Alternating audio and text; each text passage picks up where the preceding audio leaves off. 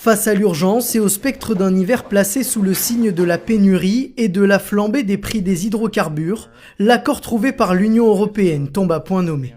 Les négociations n'ont pas été faciles, mais nous avons prouvé que s'entendre aujourd'hui n'était pas une mission impossible. Mon intuition, c'est que ce sera le dernier hiver où la Russie pourra faire pression sur l'UE par rapport au gaz. Cette décision nous assure que nous n'aurons pas à faire face à de grandes difficultés cet hiver concernant les stocks et le prix du gaz. Le plan initialement proposé par la Commission, profondément remanié, préserve l'objectif de réduction d'au moins 15% de la consommation de gaz des États membres sur une période comprise entre août 2022 et mars 2023. Un objectif qui peut paraître à première vue modeste, mais en réalité considérable.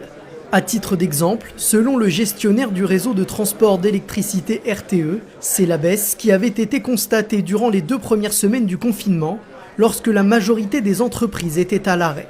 De quoi susciter quelques réticences dans plusieurs pays comme l'Espagne, le Portugal, l'Italie ou la France, qui pourraient bénéficier de dérogations.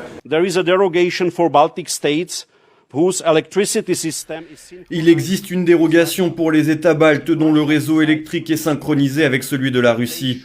Si la Russie décide de les déconnecter, ils doivent pouvoir utiliser tous les moyens pour assurer le fonctionnement continu de leur réseau électrique. Deuxièmement, il existe une dérogation pour les îles qui ne sont pas directement connectées au réseau gazier interconnecté de l'UE, l'Irlande, Malte, Chypre.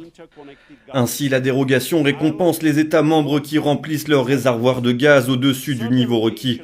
Les États membres dont les interconnexions sont limitées peuvent réduire leurs objectifs de réduction obligatoires car ils ont une capacité réduite à assurer la solidarité avec les États membres voisins. La dernière dérogation est conçue pour faire face aux risques exceptionnels de certains États membres face à des crises électriques en cas d'augmentation temporaire de la consommation de gaz dans la production d'électricité.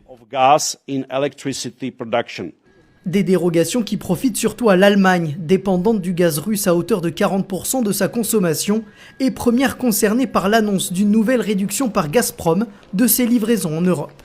Ce Conseil d'aujourd'hui, avec sa décision, a envoyé un signal fort et décisif et je pense que ce sera également entendu à Moscou. L'Europe ne sera pas divisée. Je voudrais également dire que nous devons nous préparer en interne à moins de gaz russe ou à un moment donné à plus de gaz russe du tout. Et si les choses se passent différemment, nous serons surpris.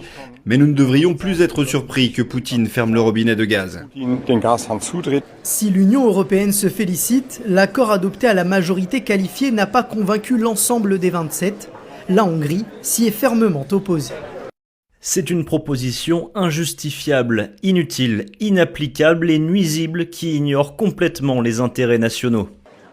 Les membres de l'Union européenne sont donc parvenus à sceller cet accord politique, mais de nombreuses incertitudes demeurent pour les mois à venir, à commencer par la réaction de l'opinion publique lorsque les effets de la pénurie se feront vraiment sentir et qu'il faudra se sacrifier pour l'Allemagne.